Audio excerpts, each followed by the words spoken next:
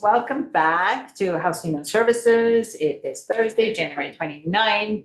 We are going to continue conversations on our homelessness bill, H 594, and we have a witness, town manager of Shelburne, Matt Wallace. The hot seat, Matt, welcome. Thank you. Yeah, and since you have not been here, we'll do a quick round of introductions in the room. And can you? We just barely made it. 1, 2, 3, 4, 5, 6. 5, 1. Thank you. All right, back to introduction. Sorry for that quick interruption. I'm Ray Garofano. I represent Essex and Essex Junction. I am Jubilee McGinn and I live in Bridport and also represent Middlebury, New Haven, and Woodbridge. Wonderful. And Esme Cole of Hartford. Nice to meet you. Heather, Doug Bishop of Colchester. Heather, Doug. Brenda Steady, East Milton, Westford. Wonderful. And Donnie from Northfield and also represent Berlin. Nice to meet you. Thank you for having me. Assistant. Oh, we do it pretty quick. Sammy Hartnett with Action Service. Hi, Sean. Go ahead, Catherine. Kathleen Gordon with the Vermont State Housing Authority. Hi, Bethany. Hi, I'm Katarina Olsides from the Vermont Network Against Domestic and Sexual Violence. Great. Thank you all so much. So Matt, welcome. Do you have a PowerPoint you're going to be sharing? I know, I have a couple of notes that I wrote down in remarks, but no pictures. And have you sent those to?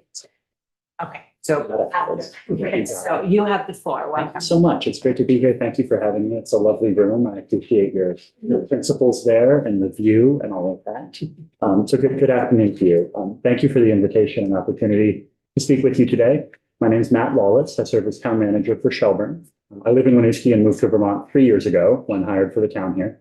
My prior public service was all in Virginia, where I worked for 10 years in several city, county, and town governments. I'm also pursuing a PhD at UVM, studying sustainable development policy. So the complex issues before your committee are of great professional and personal interest to me. The town of Shelburne places a real high priority on housing and human services policies as related issues, and we want to be a part of Vermont's housing and human services solutions. Our community has enjoyed recent growth and increased diversity, which we celebrate, and we work to invest in the welfare of our whole community while also responding to the challenges of affordability which face every town in the state. Last night, I watched the testimony of Rutland's Mayor Dunges, and I've compared notes with him through VLCT on several occasions. I generally agree with him that your H 594 is a step in the right direction. From the impact to our first responders to our efforts building homes, Rutland and Shelburne have more in common than you might expect. Our library in Shelburne also shares many features with Essex Junction, and the library testimony you heard the other day also sounds very similar to our experience. Shelburne's progress on housing issues deserves some general praise. We faced a serious slowdown in construction in the previous decade, which caused housing costs to rise to unaffordable levels for too many people. Some of this problem was self-inflicted, as we made it too hard to build the necessary homes. Lately, we've scored some wins on this. Last year, Champlain Housing Trust dedicated Bay Ridge, a community of 94 homes on a formerly blighted motel site. Those homes used the full spectrum of funding sources, from congressional directed funds to waivers of our town fees, and they're now nearly fully occupied at a wide mix of income levels, including one of my town office coworkers and his growing family. Other housing successes in Shelburne include the completion of a 12-unit supportive building run by Howard Center, another 12-unit market rate building right nearby it on Route 7, the settlement of a litigated development approval for 63 homes, the sewer area extension for 350 homes, and the active construction of another 30-unit project now underway. Most notably, just yesterday, our select board voted final passage for a complete overhaul of our zoning bylaws after a 3-year project of research and outreach. The bylaws have a suite of changes which exceed the mandates of Act 47 and Act 181. We allow fourplexes by administrative approval, abolish parking minimums, and provide several options for inclusionary housing to assure affordability without deterring investment. Our select board seeks a practical balance of market solutions which advance a clearly defined public interest. This context brings us to the motel program, the subject of your invitation and your bill H 594. The bill aims to reduce state spending and increase accountability and the quality of case management for the program. The tiers and continuum of care match my understanding of best practices with the goal of appropriate services for those in need and safe housing for all. I commend the bill for maintaining primary responsibility with the State Department of Children and Families where it legally belongs. Shelburne and similar Vermont towns can support public safety and some related services, but are not constitutionally or practically able to be primary providers of public housing and social services. The concerns I share regarding this bill are mainly practical, not ideological. The bill prioritizes vulnerable populations, continuing recent practice. Shelburne has seen this change to be fairly effective in town, protecting motel rooms for the elderly, parents with children, and people with disabilities. However, this policy has tended to concentrate the clinical needs.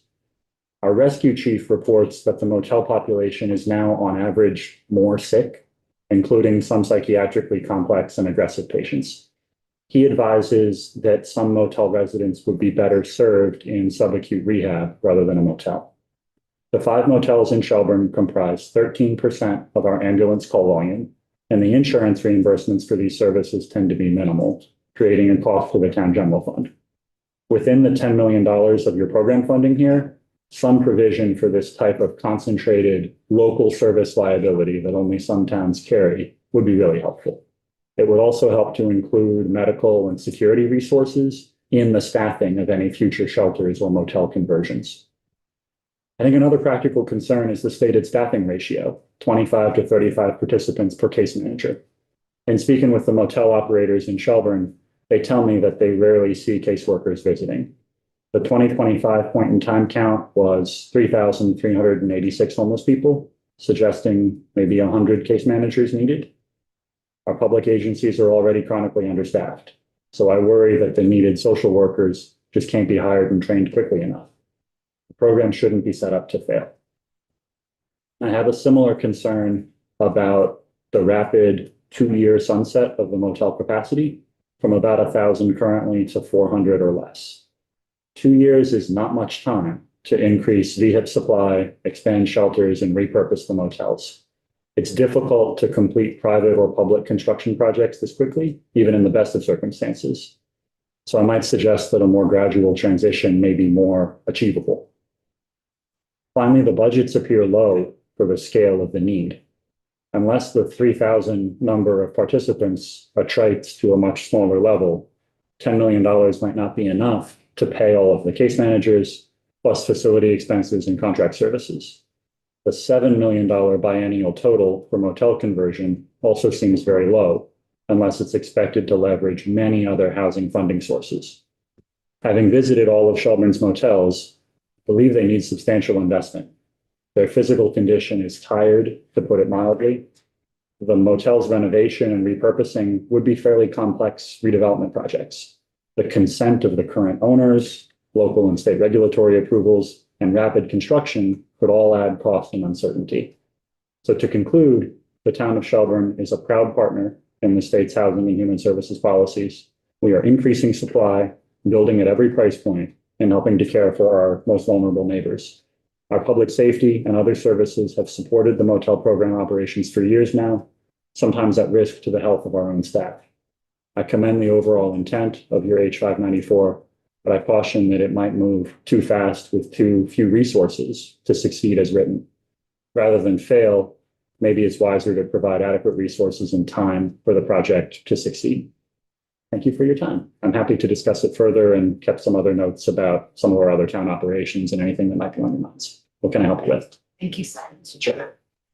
First, I want to really commend Shelburne for partnering with the communities and really being a great partner in this crisis that, we're all being impacted by. Our former vice chair, Jessica Brumstead, lived in Shelburne, and I know she had she did a lot of work, and really commend your community and your town leadership on the work that you're doing. I have one question. I'll start us off. What is the collaboration of the town staff, or are you seeing any collaboration with AHS, with Agency of Human Services, in the hotels and motels?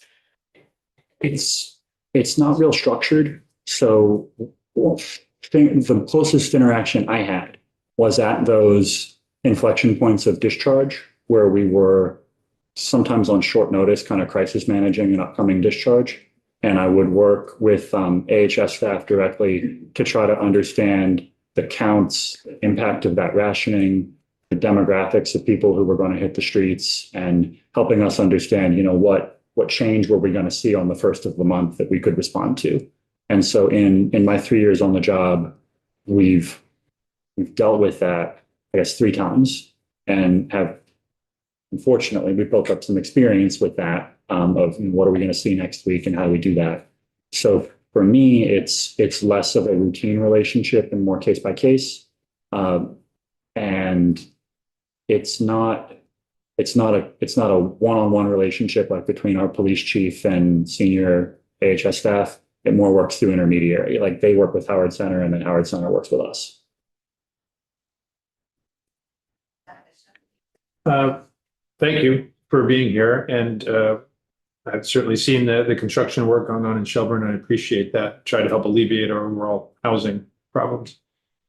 You touched on some of the testimony that Mayor Dunges provided regarding public safety, and you reflected upon some of the public safety challenges that Shelburne has faced. You specifically referenced, I think, that the 6 motels account for 13, is it 6 motels? 5 account for 13% of ambulance calls. But also noting that you're proud to be a partner with the state in trying to advance GA program or other efforts related to homelessness. What resources might the town need, or other towns? Colchester is somewhat similarly situated in that we have a concentration of hotels that has taken fire, ambulance, and police services. So can you share more on what supports you think might be helpful to communities in public safety realm? Think about that in a couple of ways, depending how far back the chain you want to work. So like to the extent that we have a real hard time filling all of our police vacancies. Our police department hasn't been fully staffed the entire time I've lived here. And it's hard to bring in new police officers. So over to the rules for the police academy and making it easier for us to accommodate cadets with families, recruits coming from out of state. It's a pretty long employment pipeline for police officers. So those rules are under the state's control, and that's some reform that would help us. Moving kind of closer to the immediate impacts, that lag that I mentioned, where we provide a lot of paramedic level care without reimbursement because the clients are uninsured. That's where most of our rescue revenue comes from. And so if more people had quality insurance that could be reimbursable to rescue, it wouldn't be a tax burden on the town. So that's a bigger health system issue. And I allude to the sort of maybe general patch, like if there was a program alignment where you were budgeting for enhanced GA services, instead of just paying the motel, acknowledging that there's an impact on the small number of towns that have operations here, let us be contract partners for you. So if you're not going to provide direct medical subsidies to the wraparound services and we're providing that care, maybe provide us a way to be in touch and account for that. Thank you. Thank you. Yeah, it's great to hear about some of the progress with things being built, even though I know there's been hiccups along the way, as there has been across the country. But curious about the ratio in terms of, I don't know if it's possible to measure in units, but in relative price points for what's being built. So what ratio of affordable to, I don't even know if middle tier exists these days, to, the beautiful homes? I had the same thought. I was wondering what were we doing proportionally? And it was about a year ago, I took this to the Burlington Continuum of Care Coalition, and I gave them a housing pipeline update. And at that point, a year ago, we had about 400 in pipeline, and about 100 of them were more or less subsidized. So we were achieving 25% affordability mix. 25% is subsidized? Yeah, So support, 75% is not, was right? market, yeah. Okay, And I was Yeah. including in that, different kinds of programs, like the 12 units of Howard Center that are adults with disabilities, Yeah. fully supported by Howard. The Bay Ridge, CHT, yeah, their owner equity program. Some of that is immediately off the street homeless recovery. Some of it is owner equity, Mhm. home ownership for a subsidized townhouse. So I was really proud of that wedge and level of inclusion. What we've got in our zoning Great. ordinance is a little bit less, 10%. yeah. Another question, if it's okay. I have a specific thing in mind in Shelburne, so I know, that flashy, all the lights with the car wash. Oh, yeah. I know that project got some flack, and so I'm thinking about the story behind that and like what came up. Like maybe I'm remembering hearing correctly that it may have been a housing potential there, but instead it was a really nice flashy car wash that was like taking up huge real estate on a really prime, area of transportation. So curious about like this story and if there are things we can learn from that. That particular scuffle was before my time. Okay, But what I heard was that there was a multifamily approval Yeah. that had a complex development process, Yeah. and it didn't make it through.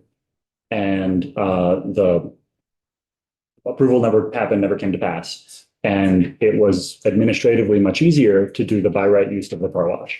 So for the interesting. property owner, how can I get the best return on my land? Yeah, We made it easier regulatorily to build a car wash than to build an apartment yeah. building. So that's where we want to dig right Which is in. maybe not in the and- public interest. And the- Absolutely. And the new zoning update that we've done has come a long way to reverse that. That the auto-oriented strip mall drive-through kind of Absolutely. businesses have a little bit less preference in our regs now. And there are more administratively simple housing options. And the state has met us halfway there with things like Act 250 exemptions for certain type of projects in that area. So I think we're hand in hand aligning our policy with our vision. It's good to hear. Thank you so much. Could you talk about your work with older Vermonters and any ideas you may have or what you see in how we can make sure that they have access to services around housing? Just your input on that cohort of older Vermonters. It's an important point connected to what your colleague from Colchester was saying about the rescue caseload. Our rescue caseload to the motels is 13% of that call volume. The reason it's 13% in Shelburne is because our ambulances spend most of the time going to our elder resources. We have a cluster of elder care and nursing home facilities at multiple income points. Wake Robin is our largest employer, and then we have Shelburne Bay and others. So that's a kind of an industry cluster in Shelburne, and it contributes a lot to our quality of life, the caliber of volunteerism that we have. So we lean into services for our elders with the rescue department, with Parks and Recreation, the food shelf. I'm glad we have the GMT transportation access that we do. And even in, encouraging volunteerism, I'm so fortunate to have the, elders with experience and time on their hands to volunteer in town. I appreciate that. Is that cover the basis of some of what you're talking about? Yeah, thank you for the very age positive framing it that way. I really appreciate that. But also just like in context of the work we're doing on this bill, do you see how we can better serve older Vermonters who find themselves in GA housing? You've got the priority for elders within that. You have sort of a segmentation of the tiering of eligibility. And it's important that elders are there. Then making sure that the facilities are appropriate, because we're working with motels that were built in the 70s before ADA. Mhm. Some are, friendly for elder residents and some are not. So it may be important to keep an eye on as you're trying to stretch that $7 million of conversion in the biennium as far as you can. If you're having to make doorways wider and put in elevators, you're going to go through that money pretty fast. Okay, thank you. So we've been talking about Vermont's ideas on this. Let's throw out Vermont ideas for a moment. You said for 10+ years in Virginia. Mhm. I don't know if the communities you worked in were addressing homelessness, at least to the extent we are here. If they were, do you have any ideas from your experience in Virginia that you think we might want to look at? And then separate question from that, but also from your experience in Virginia, is there anything being done in the affordable housing realm that you don't think is on the radar or sufficiently on the radar? They're more in common than you think. The Wiz, affordable housing developer in the Charlottesville metro, but Charlottesville very similar to Burlington. Sunshine grew up in Vermont and what was kind of came up in CHT and then brought that attitude to an amazing habitat organization in Charlottesville. And so they're in touch in policy. But I mean, it's an area where the housing market is under less pressure. So some of your market rents are lower. So that does get me to the supply and demand argument, that if your housing supply is greater, your vacancy is greater, the costs come down and you can live more affordably. So before I moved to Winooski, I rented on the main street in the Virginia town and my rents were $800, $900, $950. And as a town administrator, I was feeling pretty good about that. And so the sticker shock of, yes, I'm paid a little bit more here, but the housing cost is triple. It stings. And you all know this, it affects the entire workforce. So the ability to recruit public servants like paramedics, police officers, and town managers. But if it's unaffordable for me, it's unaffordable for our entire workforce. And I want to represent that, everybody who's trying to do this, including the care providers. So this challenge of, can we get 100 outstanding social workers to help with this system when we don't have a great talent pipeline for them, we don't have places for them to live. This is hard. Okay, ask a follow-up. So you touched on the challenge of people who work in a town, living in that town to a degree. My understanding is with that project that opened on Route 7, the CHT-driven project, that there was an opportunity. Was there an opportunity for Shelburne employed individuals to sort of get first dibs? And if so, how did that work? Not an explicit first dibs, but we made sure that the flyers were well out to our staff in advance, where I was able to had to do like a job verification reference to CHT. So I did that. Yeah. And what we wound up with was, one town employee there who lives next to a state trooper. And the next door is one of my wife's coworkers at Winooski Schools. And that's a lot that we're pretty proud of. Thank you so much, Matt. Yeah. Thanks for having me. Yeah, it's very helpful. Yes, please on Zoom. On Zoom, okay. Matt, I'm sorry I didn't hear your testimony in person, but I will go back and listen to it. Oh, thanks so much. Appreciate it. And I want to give a shout out to your representatives from Shelburne who made us aware of some of the stuff that you've been dealing with, and appreciate you coming in today. Good afternoon, Jess. Nice to see you. Hi, nice to see you too. Hi, Representative Wood. Hi, committee. Thanks for having me. Of course. So committee, we are now switching gears and we're moving to H660. Okay, and we are going to hear, I'm just going to refresh people's memory a little bit. Last year when we did our opioid settlement bill, we had a separate bill for the resources devoted to the opioid settlement special fund. We're going to continue that this year. We voted last week to take 660 off and because it's a short form and to put the guts into it. So we'll be, we have a draft. I don't think it's okay to post it. Okay. Thank you. I'm sorry. I didn't tell Lori it was okay to post it. So, so last year in our opioid settlement bill, we realized when we were trying to get sort of like the committee, so the committee's representation of their recommendations might be different from the departments. And so we enabled there to be two sets of recommendations. And we also was specific about the appointment of a vice chair who was not a member of the administration, so that there will be a spokesperson for the committee, independent of the departments. So those are changes that we made last year in the bill. And so Jess Kirby is, I'll let you introduce yourself and your role on the committee. But I just wanted to remind people of that background from last year, because we do have differences this year. So Jess, you have the floor. Thank you. Thank you, Chair Wood. So yeah, my name is Jess Kirby. I was voted to be the vice chair on the Opioid Settlement Advisory Committee this year.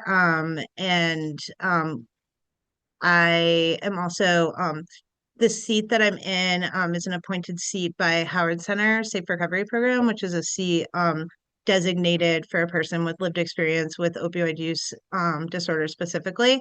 So I definitely a person who's been impacted by opioid pharmaceutical companies. I started using actually OxyContin like a lot of people, and things really progressed for me from there. But I bring with me, I take my appointment on that committee very seriously because I've experienced a lot of harm related to opioid use, and I'm in long-term recovery now, and have been for a very long time. I'm a professional in the community now, working with people with opioid use disorder, currently working with people who are currently struggling and helping people through that entire recovery process. I work at Vermont Center for Criminal Justice Reform.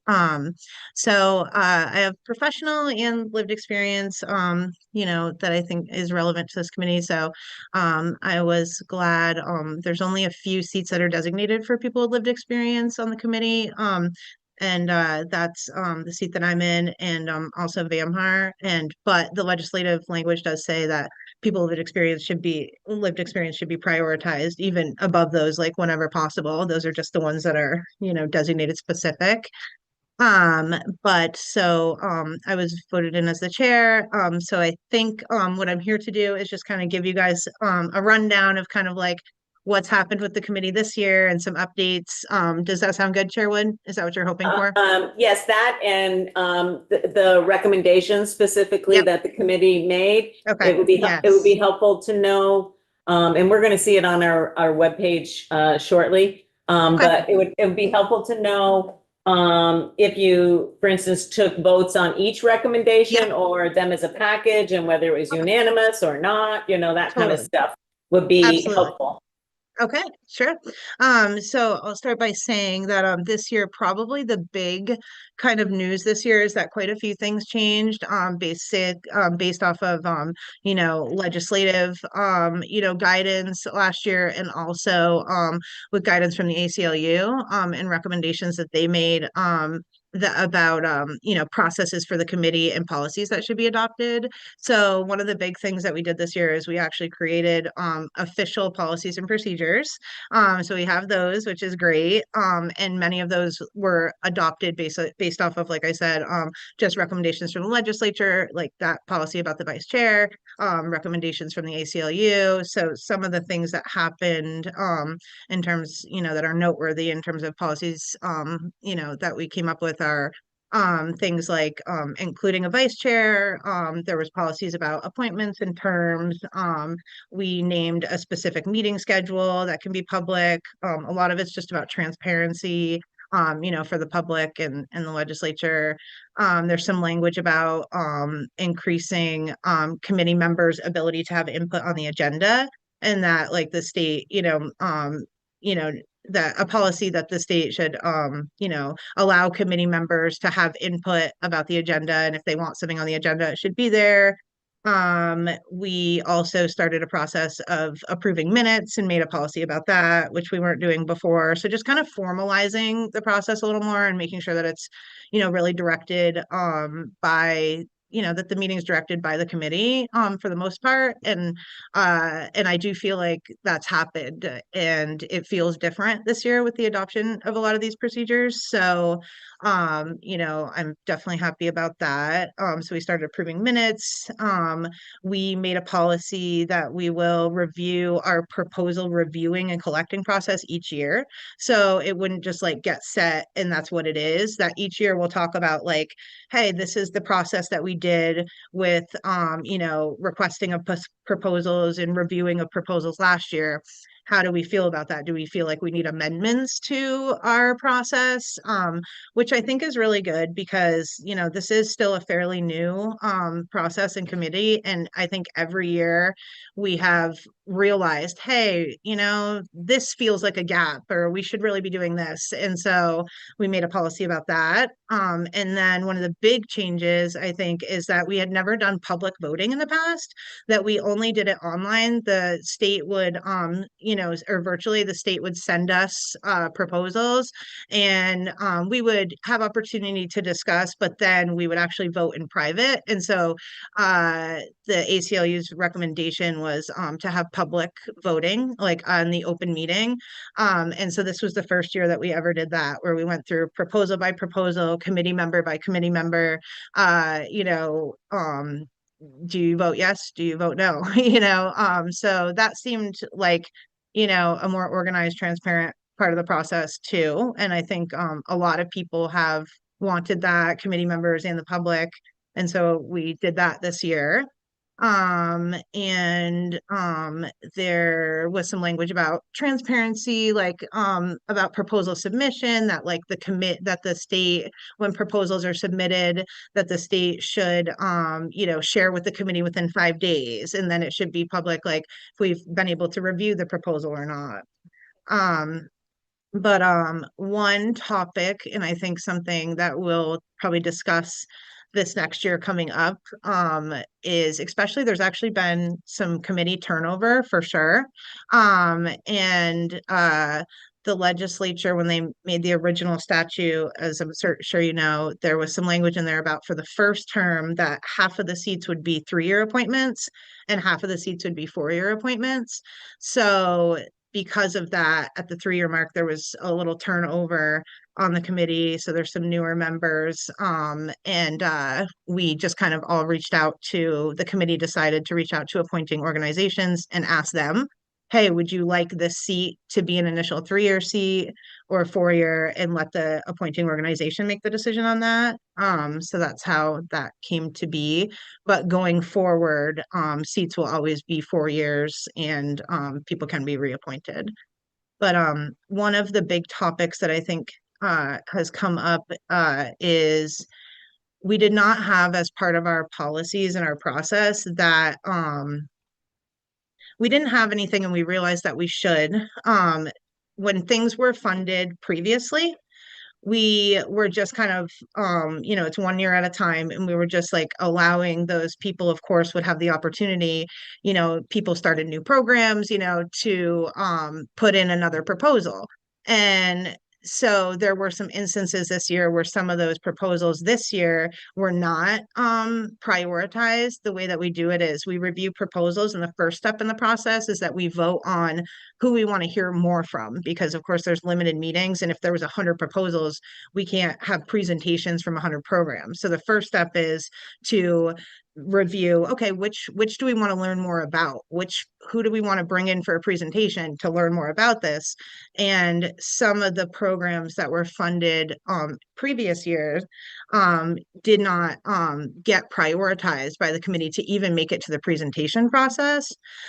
So what that means is if you don't make it to the presentation process, you're out. Like that's the way the process has been. And so whoever does not make it to the presentation process will not end up having their proposal be voted for no matter what.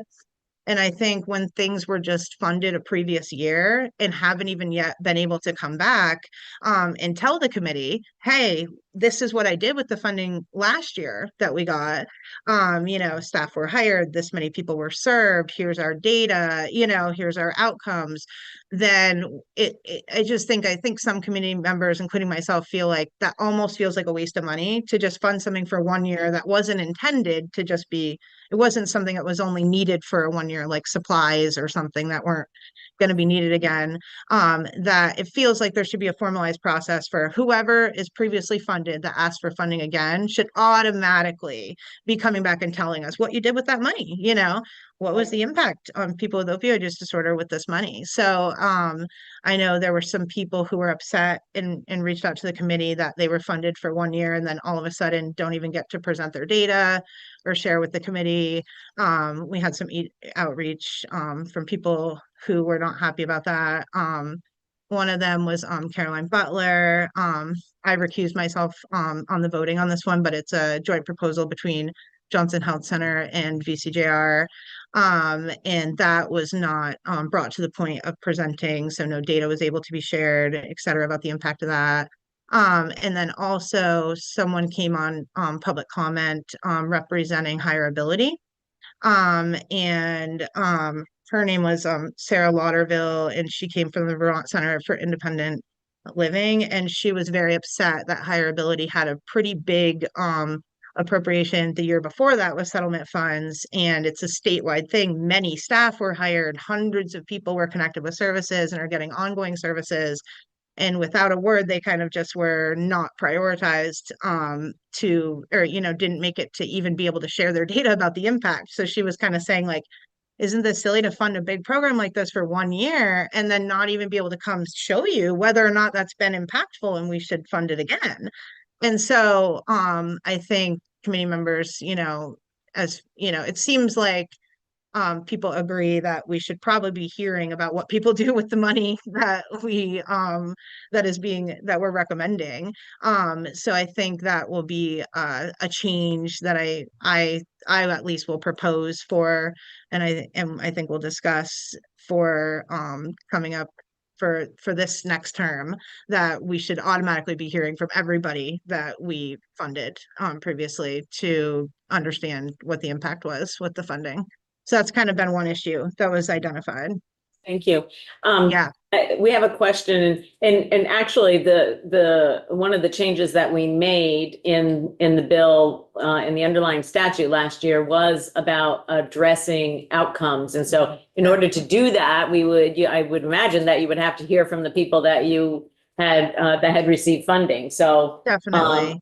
That makes sense. Yeah. And I might suggest for things, there are 4 key things that you already know that the legislature agreed that should be funded on an ongoing basis. And, Yep. One of the things you might consider is sometimes funds like these are used as for pilot projects or for things that might be a way to try out a different approach, or in fact for something that could be one time.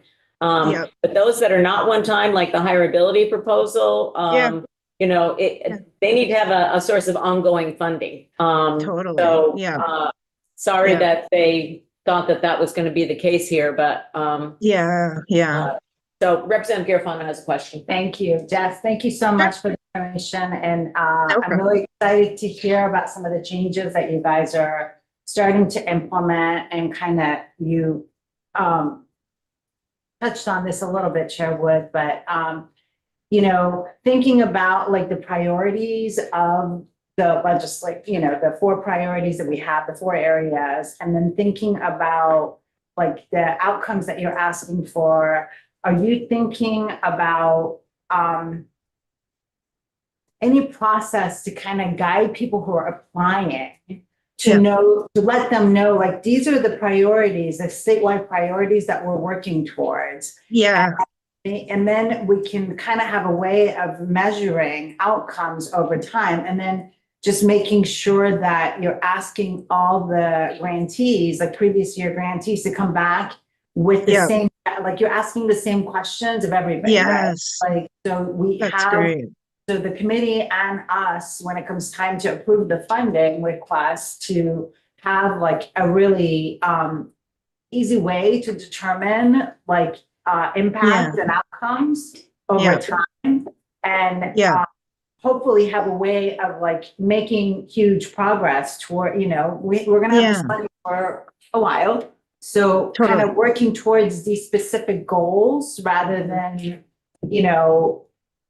one-time money here or things that are Yeah. not addressing, but also letting the community and the providers know, like, these are the goals so we want your applications to address these things. Right. Yeah, that makes so much sense. And I think I actually love what you just suggested. And I think I'll suggest to the committee about maybe when people have a recommendation and if they do get the appropriation, having that maybe the committee should set some specific areas that we're going to ask for you to collect on maybe that come Yeah. from those 4 things, like so everybody reports on the same thing, that would be really useful, and I think I'll suggest that to the committee. One of the other things that's a little hard with the process is that when we are making recommendations, say something is goes through, by the time the committee meets again, is making their recommendations again, sometimes they just barely got their contract from the health department in like October, and say they're starting a program and they're like, we want to hear what you did with the funding. And the funding is like, well, they're like, well, we got the contract like about a month ago, so we're just starting to hire for it. And so I think some committee members, like I've just noticed that it kind of gives people the impression like, oh, well, nothing's happened with the money, but that's not it. It's just because when we do this, we're voting on things for a year out. So they're just barely, so that is a bit of a problem with data reporting. So it almost seems like things should, like, I don't know if they need to automatically it seems like get funded twice, or like, how do you like not give funding again to a program that you prioritize the year before without hearing? That seems like it's kind of wasting money, just sprinkling here, sprinkling there. You want to hear what this did, and that can be hard when it's people are just getting contracts and stuff. So anyway, just a note that I'm thinking That's of. just to let you know, we have raised those concerns with the department and they have communicated that they're prioritizing the contracting issue because that's statewide, but especially in the health department. So we've raised it with the commissioner, and Okay. it's he stated that that's one of his priorities. So hopefully those log jams are going to kind of clear up. Yeah. Sure. Yes. Okay. Yes, so in looking at, the email that we got from the committee. Yeah. And I don't have the underlying statute right here, but I know we made a change last year that said that that the committee needed to assure that the committee and the department need to assure that its recommendations were in accordance with section 47 something B. That's all I remember. Okay,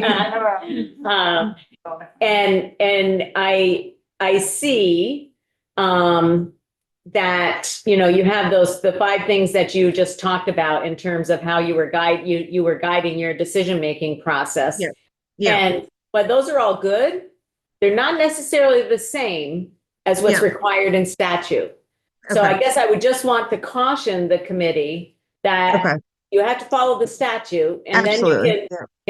then you can sort of overlay, if we're doing in this area, is it going to meet, 1 or more of these 5 things? But you have to follow the statute first. Right. Always. Okay. Yeah. All right. Thank you.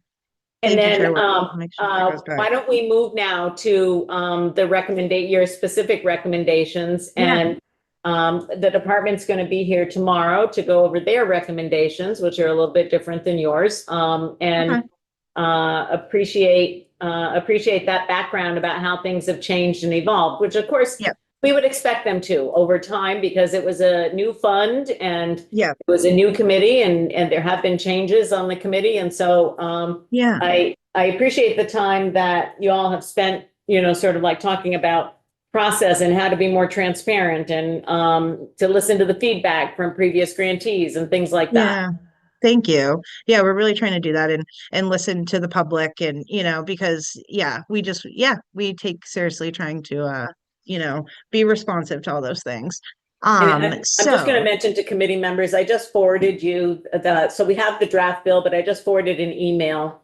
Thank you. If you look in email, you can actually see the memo that came from the settlement committee.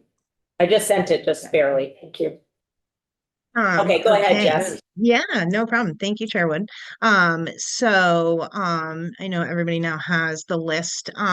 So I won't go through them one by one. But I will generally say that this year is a little bit different than previous years, where there's not as much harm reduction prioritizing in this one. There's a little bit more recovery oriented, which is always, we need to be prioritizing both of those things. But so one of the main topics that we talked about a lot this year was increasing recovery residences and recovery residence beds, as we know that there's been a lot of loss in them. We've lost beds, and increasing those. One of the things that I, was strongly wanting to vote for was the scholarships for recovery residences. I've just worked with so many people over the years who have had barriers with getting in the door because of funding and barriers with being able to keep up with paying the rent while they're there. And so I'm really happy that scholarship money was prioritized. There is quite a bit of money prioritized for recovery residence expansion and to continue funding recovery residences that already exist. So those were kind of some of the things that were bigger chunks of money. But there's a couple different recovery residence proposals that were funded. So there's Green Mountain Recovery Community, there's Vermont Alliance for Recovery Residences. There's also there was another one, let me see. Oh yeah, that's the scholarship. So both of those. Then another one that I'm pretty excited about, I've talked to Dr. Wolfson, who's running this, and it really needs some ramping up because it hasn't been highly utilized, but it is something I think is really important, which is the Prevent initiative, which is about EMS and buprenorphine induction with through EMS. So like when someone has an overdose. And there's a kind of a window where you can help people to be able to access buprenorphine when they've had an overdose, where they won't have to be suffering from precipitated withdrawal, which is a really severe and expedited form of withdrawal that when people experience it once, they do not want to try buprenorphine again. Buprenorphine is, one of the best ways that we have to reduce overdose deaths. So anything that helps people access that is very important, and I think totally makes sense for the committee to prioritize.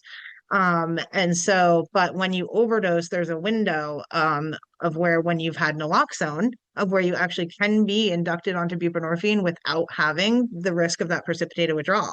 And so Dr. Wolfson at UVMMC, he's the head of the emergency department, discovered that.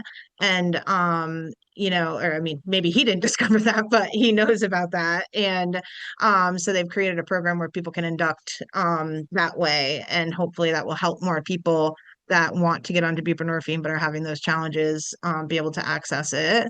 And there are the peer services with the Department of Corrections was also prioritized by the committee this year. So that's about, making sure that people are connected with recovery coaches in the facility and then upon their release. So I know a lot of people are excited about that one. The outreach and engagement staff for preferred providers. That one was actually, I'm really glad that keeps getting prioritized by the legislature and by the committee, because I actually was in the first year, one of the people that was kind of really strongly saying that this is an area that really needs some support, outreaching to people who are really disconnected, people that are really high risk for overdose, people who are lost to contact from the clinics, from their treatment providers, to have people that are specifically, that their position is specific to trying to connect with that population, keep people in treatment, reduce barriers to treatment, doing case management, that kind of thing. So that's been, prioritized for quite a few years now. And I'm really happy to see that because it's about tangible, concrete support for people at high risk of overdose. So I think that's really important. I see you have a question. I see a hand. Okay, Can't thank see you. purpose. Go ahead, Representative Stead. I would like to see, because I'm a data person, I would like to see the repeats on here. I would like all the data of where the money was spent last year. So, Yeah. oh, I have an announcement for you. Yeah. So I think we should be getting, I have a draft of something already that was prepared by JFO, but we should be, getting a, tomorrow. Yes, I'm going to tell you that I will give it, I'll have an Lori for the post tomorrow. So, we will have one for tomorrow. Thank you. That was Nolan Langwell from JFO. Awesome. So yeah, I would say, though that's kind of a summary, of some of the things that were, prioritized this year. Some differences, this year, some things that, are being prioritized again, like, the DOC, one with the peer support, some recovery resident stuff, a lot of recovery resident stuff, the outreach engagement staff, Winooski Partnership for Prevention, some prevention stuff. So, some diversity, but not quite, as much as we've seen in the past, prioritization for, definitely people who are really, really struggling, but that is how, people at high risk of overdose, but that is also, happening with legislative intent, things that have already been funded, and that the legislature has committed to, I know that's happening through with contingency management, the OPC, the syringe service programs, and, the outreach engagement workers. So those things are happening with, they just happen to be carryover for some of those things. But so I think there's a lot of diversity, when you consider those things that the legislature has already prioritized, plus these recommendations. There's quite a bit of diversity in the things that are being funded. And